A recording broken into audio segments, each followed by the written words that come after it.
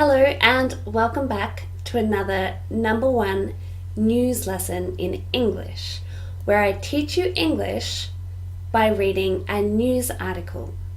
If you want to keep learning English with me, make sure you hit the subscribe button and the bell. I have a new lesson every Sunday, and it could be grammar, vocabulary, listening, speaking, or like today's, a number one news lesson.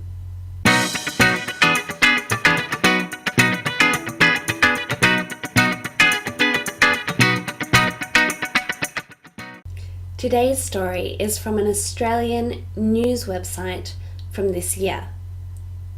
Here's a little clip. I grew up in Port Fairy, a town with beautiful beaches, great tourist attractions, a little fishing village, I suppose, in a way. I grew up in Mtombo, a village just outside Arusha in Tanzania. So let's look at the headline. Tanzanian Seif Sakate leads 70 Port Fairy residents to Africa to build a school. So this actually tells most of the story. Tanzania is here and Port Fairy is here in Australia.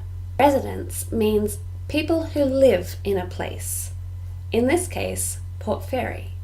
So 70 people from Port Fairy went to Africa, Tanzania, to build a school. Alright, before we read the article, let's check the vocabulary. Charity. This word has 3 syllables, cha-ra-ti, and the stress is on the first syllable. Charity. Charity. And a charity is an organization that works and raises money to help people in need. Volunteer. This word has 3 syllables, volunteer, and the stress is on the third syllable, volunteer, volunteer. A volunteer is a noun or a verb. The verb is to offer to do something for free, and the noun is the person who does this. Concerned. 2 syllables, and we stress the second. Concerned. Concerned. This is an adjective which means worried or anxious. The next one is a phrasal verb, to stand out. This means to be easily noticeable. To stand out. Embark. 2 syllables, and we stress the second. Embark. Embark. And this means to start or begin. Fully furnished. So 2 words. Fully, 2 syllables, and we stress the first. Fully. Furnished, also 2 syllables, and we also stress the first. Furnished. Fully furnished. So furnished means the house or the building has furniture. Fully furnished means it has all the furniture you could need. It's completely furnished. Establish. Establish. 3 syllables, and we stress the second. Establish. This is a verb which means to set up, a phrasal verb, to set up, or to start, begin something permanent, like a business. To establish a business. Overwhelming. 4 syllables, and we stress the third. Overwhelming. Overwhelming. This is an adjective, which means you have a strong emotion and it may be something that is difficult to manage. Lastly, an idiom, to blow my mind. That means to shock or surprise or make me very excited by something. It blew my mind. Alright, so let's read the article together. Tanzanian CF Sakate leads 70 Port Fairy residents to Africa to build a school. Growing up in a village in Tanzania, Sif Sakate never dreamt that he would one day fall in love with an Australian and move to the small Australian town of Port Fairy. Neither did he think that he would start a charity and lead 70 of his new Australian friends and neighbours back to his home village in Africa to build a school and a kindergarten. But Mr. Sakate, 33, has done all of these things.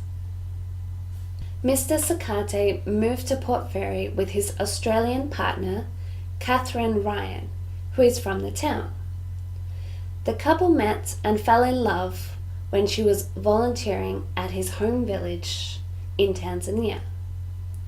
When the couple were first considering moving to Port Fairy, a popular tourist town with many million-dollar houses, Ms. Ryan was concerned that her partner would stand out. Growing up here, you never saw anyone of a different skin color at all, Ms. Ryan said.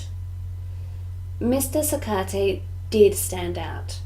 So much so that for many years he proudly called himself the only African man in Port Fairy. Mr. Sakate's first job was at the community's only supermarket, where he met everyone from the town and where everyone got to know him. He quickly made new friends and soon started talking with them about how to raise money to help the kids at home. One by one, the Port Fairy locals became more interested in the challenges of his village's poorest children, and day by day, Mr. Sakate became more of a Port Fairy local. It started with us talking about school shoes, Ms. Ryan said. Gradually, the whole thing got bigger, and soon they found themselves embarking on the road to becoming an international charity and taking the town of Port Fairy with them. They called the charity the Bandari Project. We have raised maybe $200,000 in the past few years, Mr. Sakate said.